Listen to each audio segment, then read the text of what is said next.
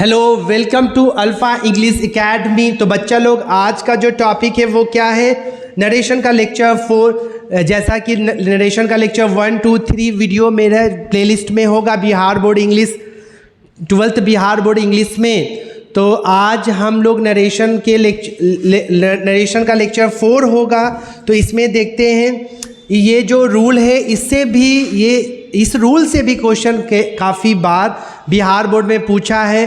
तो एक एक रूल मुझे मेरे माइंड में होना चाहिए। क्वेश्चन कहीं से भी नरेशन का रहे तो छूटना नहीं चाहिए। तो चलिए आगे बढ़ते हैं बाबू। अगला रूल देखते हैं जो एग्जामिनेशन पॉइंट ऑफ व्यू से काफ़ी इंपॉर्टेंट है। क्या बताया जा रहा है? जब रिपोर्टेड स्पीच में सेंटेंस क्या होगा? Optative sentence. और ऑप्टेटिव सेंटेंस का स्ट्रक्चर क्या होता है? ये होता है मे होगा, सब्जेक्ट, V1 ऑब्जेक्ट, और लास्ट में क्या होता है? एक्सक्लेमेशन मार्क होता है। तब हमको जो रूल फॉलो करना है, ये जो है इस रूल को फॉलो करना रहता है जब हम डायरेक्ट को इनडायरेक्ट नरेशन में या डायरेक्ट स्पीच को हम जब इनडायरेक्ट स्पीच में चेंज करेंगे। तो ऑप्टेटिव सेंटेंस में हम या तो किसी को दुआ देते हैं, कर्ज का मतलब कि कोई किसी को बद्दुआ देता है, या खुद के लिए प्रार्थना या कामना करता है। ये 4 घटना होगा, ब्लेसिंग, कर्ज, प्रे या विश। तो उसी को हम ऑप्टेटिव सेंटेंस कहते हैं। और ऑप्टेटिव सेंटेंस का ये स्ट्रक्चर होता है मे सब्जेक्ट, V1 ऑब्जेक्ट, लास्ट में क्या होता है? एक्सक्लेमेशन मार्क होता है। तो यहाँ पर आप क्या करोगे? अगर इससे क्वेश्चन आता है तो आपको क्या करना है? सेट टू के जगह पे अगर ब्लेसिंग होगा रिपोर्टेड स्पीच में तो ब्लेस लिखना है, कर्स होगा तो कर्स, प्रार्थना वाला सेंस निकलेगा सेंटेंस में तो प्रेड लिखना है, और डबल इन्वर्टेड कॉमा हटाओगे तो इसमें क्या दोगे? दैट। ऑप्टेटिव सेंटेंस को किस में चेंज करना है? असर्टिव सेंटेंस में। आगे बढ़िए बाबू, और चीज़ों को मैंने इजी कर दिया है। अब ध्यान से समझिएगा, ये आपके सामने टेबल रहा और इधर आपके सामने रूल है यहाँ पर, और यहाँ पर बच्चा तुम्हारा एग्जाम्पल है। ध्यान से देखिए और समझिए हर चीज़ों को। जैसे सेट टू के जगह पे हम क्या लिखेंगे? ये या इसको लिखना है। कब लिखेंगे? देख, लॉजिक समझना है। डबल इन्वर्टेड कॉमा हटाएंगे तो ऑप्टेटिव सेंटेंस में डायरेक्ट लिखते हैं। ऑप्टेटिव सेंटेंस को चेंज किस में करते हैं? असर्टिव सेंटेंस में। अब उसके बाद जनरल रूल, मतलब फर्स्ट पर्सन सब्जेक्ट के according, second person object, third person no change. General rule तो तुमको पता ही होगा, क्या होता है? SON first person, second person, third person. ये रिपोर्टिंग वर्ब के अकॉर्डिंग हम चेंज करते हैं। जैसे यहाँ पे क्वेश्चन आया, he said to me may you live long. तो यहाँ पर अगर ये क्वेश्चन किस में? डायरेक्ट नरेशन में। अब इसको इनडायरेक्ट नरेशन में चेंज करना, हम आपको बता दिए थे। डबल इन्वर्टेड कॉमा जिसमें दिखा वो सेंटेंस क्या हो गया? Direct narration. Double inverted comma नहीं दिखा वो सेंटेंस क्या हो गया? इनडायरेक्ट नरेशन, या बोल सकते हो इनडायरेक्ट स्पीच। तो यहाँ पर सेड टू के जगह पर यहाँ पे ब्लेस्ड क्यों लिखे सर? कर्स क्यों नहीं लिखे? प्रेड क्यों नहीं? विश क्यों नहीं लिखे? इसलिए मे यू लीव लॉन्ग, ये जो रिपोर्टेड स्पीच में जो सेंटेंस है, इसमें क्या हो रहा है?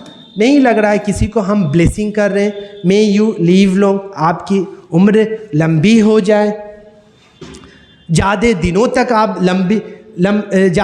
तक आप जियो। तो यहाँ पर मे यू लीव लॉन्ग लिखा हुआ है, तो ये इसमें क्या हुआ? ब्लेसिंग हुआ।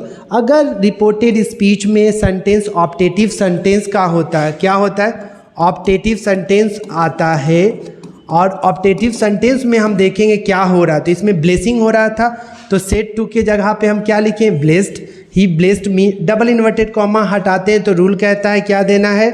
That may you live long. मतलब ऑप्टेटिव सेंटेंस को किस में चेंज करना है बच्चे? पॉजिटिव सेंटेंस में। तो मे यू लीव लॉन्ग को हम लिख सकते हैं नहीं, यू मे लीव लॉन्ग, ये लिखे। अब यू मेरा क्या है? सेकंड पर्सन, और subject second person change according to the object. Object क्या है? मी का सब्जेक्ट क्या होता है? आई। मे का पास्ट क्या होता है? माइट होता है। इसलिए चेंज किए क्योंकि रिपोर्टिंग वर्ब मेरा क्या है? सेड है, पास्ट में है। जब पास्ट में रिपोर्टिंग वर्ब रहता है तो मतलब टेंस में बदलाव होता है, तो मे की जगह पे माइट देंगे। आई माइट लीव लॉन्ग, ये चीज़ को यहाँ पे हम लिखा हुआ है, देखो यही सेम चीज़ लिखा हुआ है, कैसे चेंजिंग की है, कुछ नहीं, बस कॉन्सेप्ट आपको समझ में आ गया। क्वेश्चन कहीं से भी बिहार बोर्ड पूछेगा आप इजीली बना दोगे। दूसरा क्वेश्चन देखो, she said to me may you fail in the exam. अरे भैया may you fail in the exam, अभी एग्जाम कौन किसी को बद्दुआ दे रहा है? नहीं बाबू, सी सेड टू मी, अगर फेल इन द एग्जाम तो ये किसी को कौन कर्ज दे रहा है? कर्ज हो रहा है, तो कर्ज की बात हो रही है, तो सेड टू के जगह पे हम क्या किए? कर्ज्ड, सी कर्स मी, डबल इन्वर्टेड कॉमा हटाएं तो हम यहाँ पे क्या किए? डबल इन्वर्टेड कॉमा हटाएं तो यहाँ पे हम क्या लिखेंगे बाबू? डैट लिखेंगे, डैट यहाँ पे छूटा हुआ है। उसके बाद may you fail in the exam को हम क्या करेंगे? You may fail in the exam, right? You may fail in the exam. अब इसको चेंज करेंगे बाबू, तो यू क्या? Second person change according to the object. Object क्या था? मी का क्या हो जाएगा? आई मे का जगह पे हम क्या लिखेंगे? Might, I might fail in the exam, वो चीज़ हम चेंज किए। अब यहाँ पे सेड टू की जगह पे ब्लेस्ड नहीं ना, ये किसी को कोई बद्दुआ दे रहा है ना बाबू, लेकिन ऐसा बद्दुआ किसी के लिए नहीं है बाबू, ये किसी को, सभी के लिए। हम लोग इंसान हैं बाबू, अपने लिए अच्छा सोचते हैं, दूसरे के लिए बुरा सोचते हैं। नहीं, हमें अपने लिए भी अच्छा सोचना चाहिए और दूसरों के लिए भी अच्छा सोचना चाहिए। लेकिन हम लोग क्या होते हैं? ब्लेसिंग की जगह पे दूसरों को क्या देते हैं? कर्ज करते हैं। ये गलत चीज़ है, ये मानसिकता को हमें चेंज करना चाहिए। तो यहाँ पर सिर्फ सेंस देखना है कि रिपोर्टेड स्पीच में ब्लेसिंग का सेंस हुआ, कर्ज का सेंस हुआ, या प्रे या विश, जैसा सेंस रहेगा वैसे ही हम सेड टू के जगह पे लिखेंगे। अगर यहाँ पे फेल के जगह पे अगर हम पास कर देते तो यहाँ पे कर्ज थोड़ी दिया गया, यहाँ पे ब्लेसिंग दिया गया, तो यहाँ पे कर्ज के जगह बाकी सारा चीज़ सेम होता है, सिर्फ कर्ज के जगह पे यहाँ पे हम क्या दे देते हैं? ब्लेस्ड दे देते हैं। उसके बाद आगे आ जाओ, अगला जो रूल है आप ध्यान दीजिए, ये भी काफ़ी इम्पॉर्टेंट है एग्जामिनेशन पॉइंट ऑफ व्यू से। यहाँ पे इस रूल में क्या कहा जा रहा है? जब रिपोर्टेड स्पीच में सेंटेंस क्या होता है? Imperative sentence. इम्परेटिव सेंटेंस का मतलब होता है शॉर्ट सेंटेंस, मतलब शॉर्ट सेंटेंस जिसमें ऑर्डर दिया जाता है, रिक्वेस्ट किया जाता है या सजेशन एडवाइस, इसी को हम इम्परेटिव सेंटेंस कहते हैं। जैसे वहाँ जाओ, go there, come on time, समय पर आओ, तो ये सब क्या है? Switch off the light, order दे रहे हैं। Please take your place, request कर रहे हैं। टेक मेडिसिन ऑन टाइम, दवा समय पर लेनी चाहिए। सजेशन एडवाइस दे रहे हैं। तो ऑर्डर, रिक्वेस्ट, सजेशन, एडवाइस, ये सारा शॉर्ट सेंटेंस होता है, और इसी शॉर्ट सेंटेंस को हम क्या बोलते हैं? इम्परेटिव सेंटेंस बोलते हैं। और इम्परेटिव सेंटेंस अगर रिपोर्टेड स्पीच में रहेगा तो आपको कैसे सेंटेंस बनाना है, कैसे आपको डायरेक्ट नरेशन को इनडायरेक्ट नरेशन में चेंज करना है, अगर दे इनडायरेक्ट नरेशन को डायरेक्ट नरेशन में चेंज करना है तो उसका भी तरीका यहाँ पर है। तो समझिएगा ध्यान से क्या क्या कैसे कैसे आपको मूव करना है। ऑपरेशन यहाँ पे क्या होगा? सेड टू के जगह पे अगर क्वेश्चन में रहेगा सेड टू, राइट, तो सेड टू के जगह पे आपको क्या लिखना है? अगर ऑर्डर दिया गया तो ऑर्डर, अगर रिक्वेस्ट किया गया तो रिक्वेस्टेड, अगर एडवाइस सजेशन दिया गया तो सजेस्टेड या एडवाइज्ड लिखना है। जब ऑर्डर दिया जाएगा तो ऑर्डर, रिक्वेस्ट किया जाएगा तो रिक्वेस्टेड, सजेशन एडवाइस रहेगा तो सजेस्टेड या एडवाइस दोगे। डबल इन्वर्टेड कॉमा हटाओगे तो क्या देना है? टू। और निगेटिव सेंटेंस के लिए आपको क्या यूज़ करना है? Not to. जैसे गो देयर पॉजिटिव ऑर्डर है तो टू। डोंट गो देयर, जहाँ भी डोंट रहेगा तो वहाँ पे आप क्या लगाओगे? नॉट टू यूज़ करना है। और प्लीज़, रिक्वेस्ट वाले सेंटेंस में हमेशा प्लीज़ और काइंडली रहता है, प्लीज़ और काइंडली हटा देंगे। उसके बाद जनरल रूल फॉलो करेंगे। अब आजा बच्चा लोग क्वेश्चन पे। तो जैसे यहाँ पर देखिएगा क्या करना है? सेड टू के जगह पर जब ऑर्डर होगा तो हमको ऑर्डर लगाना है, रिक्वेस्ट होगा तो हमको रिक्वेस्टेड लगाना है, सजेशन एडवाइस होगा तो सजेशन एडवाइस वाला हिसाब किताब होगा तो हम सजेस्टेड या एडवाइस लिखेंगे। डबल इन्वर्टेड कॉमा के जगह पर टू या नॉट टू लगाएंगे। उसके बाद आपको क्या करना है, चेंज इन पर्सन कर देना है। प्लीज़ और काइंडली जो रहेगा ना, प्लीज़ और काइंडली रिक्वेस्ट वाले सेंटेंस में हमेशा प्लीज़ और काइंडली रहेगा, इसको हटा देना है। यहाँ पे देखिए he said to me close the door, right. अब ये क्लोज द डोर लिखा हुआ है, ये सेंटेंस किस में लिखा हुआ है, क्लोज द डोर, ये सेंटेंस में क्या दिया जा रहा है, ऑर्डर दिया जा रहा है, राइट। अब ऑर्डर दिया जाएगा ना, तो आपको सेड टू की जगह पे क्या लिखना है, ऑर्डर्ड लिखना है। सेड टू की जगह पे क्या लिखना है, order. He said to me, तो यहाँ पर हम देखें क्लोज द डोर, दरवाज़ा बंद कर दीजिए। तो कोई किसी को क्या कर रहा है, ऑर्डर दे रहा है। जब ऑर्डर दिया जाएगा तो सेड टू के जगह पे आपको क्या लिखना है, सेड टू के जगह पे आपको ऑर्डर लिखना है। तो यहाँ पे क्या हुआ, he ordered me. Double inverted comma हटाएंगे तो आपको क्या यूज़ करना है, टू यूज़ करना। बाकी जो चीज़ रहेगा यहाँ पे close the door, close the door बन गया इंपरेटिव सेंटेंस का, डायरेक्ट नरेशन से इनडायरेक्ट नरेशन। दूसरा क्वेश्चन देखो क्या है, she said to me don't bring a glass of water, right. She said to me don't bring a glass of water. यहाँ पर क्या करना है, सी है, यहाँ पे भी ऑर्डर दिया गया है बाबू निगेटिव वे में, don't bring a glass of water. तो यहाँ पर आप क्या करोगे, सेड टू की जगह पे she ordered me double inverted comma, don't जहाँ भी रहता है, देखो अगर जहाँ भी डोंट रहेगा ना तो वहाँ पर आपको क्या यूज़ करना है, नॉट टू यूज़ करना है। क्या यूज़ करना है, नॉट टू। तो डबल इन्वर्टेड कॉमा हटाएं तो यहाँ पे हम क्या यूज़ करेंगे, नॉट टू। अब उसके बाद bring a glass of water, bring a glass of water, सारा चीज़ एज इट इज़ लिखेंगे। She ordered me not to bring a glass of water. अगर ऑर्डर पॉजिटिव वे में तो डबल इन्वर्टेड कॉमा हटाएंगे तो टू दीजिएगा। अगर ऑर्डर निगेटिव वे में होगा तो डबल इन्वर्टेड कॉमा हटाएंगे तो टू नहीं, वहाँ पे हम क्या यूज़ करेंगे, नॉट टू यूज़ करेंगे। थर्ड क्वेश्चन को देखिएगा, I said to her please help me. तो रिपोर्टेड स्पीच में इंपरेटिव सेंटेंस नज़र आया, और जिस सेंटेंस में हमको प्लीज़ नज़र आ जाता है या काइंडली रहता है, वो सेंटेंस क्या होता है, वो सेंटेंस रिक्वेस्ट वाला होता है। जब रिक्वेस्ट वाला सेंटेंस होगा तो हम रिक्वेस्टेड लगाएंगे। तो देखो I requested her, double inverted comma हटाएं तो हम क्या लगाएं, टू हेल्प। अब मी क्या है, first person change according to the subject, subject में आई है, आई का ऑब्जेक्ट क्या होता है, मी होता है। तो इसमें हमको छेड़छाड़ नहीं करना है। प्लीज़, अब प्लीज़ हेल्प मी, अब प्लीज़ और काइंडली जो रहता है, हम जब डायरेक्ट से इनडायरेक्ट बनाते हैं तो प्लीज़ काइंडली क्या करते हैं, हटा देते हैं, ध्यान दीजिएगा। उसके बाद Sita said to you consult with a good doctor, ये सजेशन एडवाइस दिया जा रहा है। तो सेड टू के जगह पे यहाँ पे हम क्या लिखेंगे, सीता एडवाइज्ड या Sita suggested you, double inverted comma हटाएं तो हम यहाँ पे क्या लिखें, टू लिखें। अब consult with a good doctor, consult with a good doctor, ये चीज़ हम आपको, ये चीज़ जो लिखा हुआ उसी को हम यहाँ पे चेंज इन पर्सन कुछ नहीं दिया हुआ, मी यू हर सी कुछ नहीं दिया हुआ तो चेंज इन पर्सन नहीं होगा, जो चीज़ रहेगा उसको हम लिख दिए। तो इम्परेटिव सेंटेंस में क्या होता है, इम्परेटिव सेंटेंस में ऑर्डर दिया जाएगा। ऑर्डर दो तरीके से दिया जाएगा, या तो पॉजिटिव या निगेटिव। अगर पॉजिटिव है तो डबल इन्वर्टेड कॉमा हटाओ तो टू, निगेटिव होगा तो आपको क्या लिखना है, नॉट टू लिखना है। प्लीज़ काइंडली रहा किसी सेंटेंस में तो वो रिक्वेस्ट हो गया, तो सेड टू के जगह पे आप रिक्वेस्टेड लगाओगे।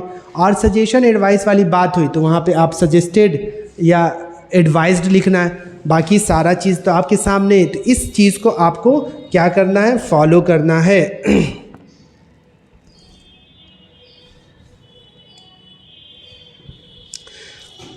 जैसे यहाँ पर कुछ क्वेश्चन हम दे रहे हैं, अब मेरे साथ बनाने की कोशिश कीजिएगा बच्चा लोग।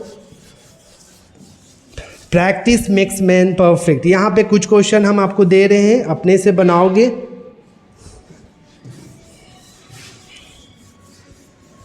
जैसे यहाँ पे क्वेश्चन है,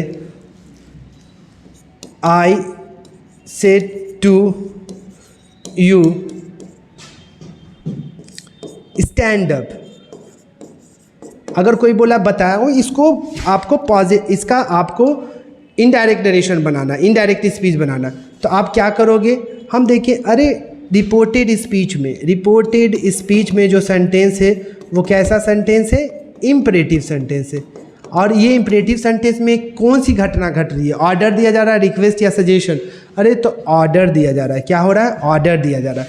तब हमको क्या करना है? इसमें तो कोई छेड़छाड़ नहीं करना। आई सिर्फ सेड टू के जगह पे हम क्या लिखेंगे?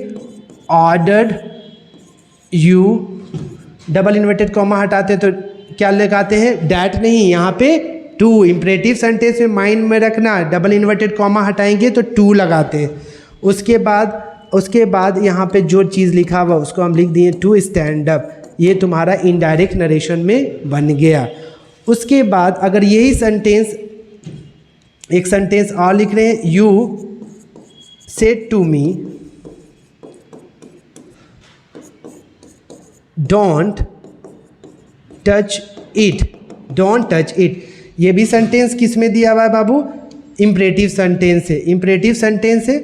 और इम्परेटिव सेंटेंस के साथ साथ ये ऑर्डर दिया जा रहा है, ऑर्डर निगेटिव वे में दिया जा रहा है। तो हम क्या बनाएंगे? यू सेड टू को हम क्या लिखते हैं? ऑर्डर्ड लिखते हैं।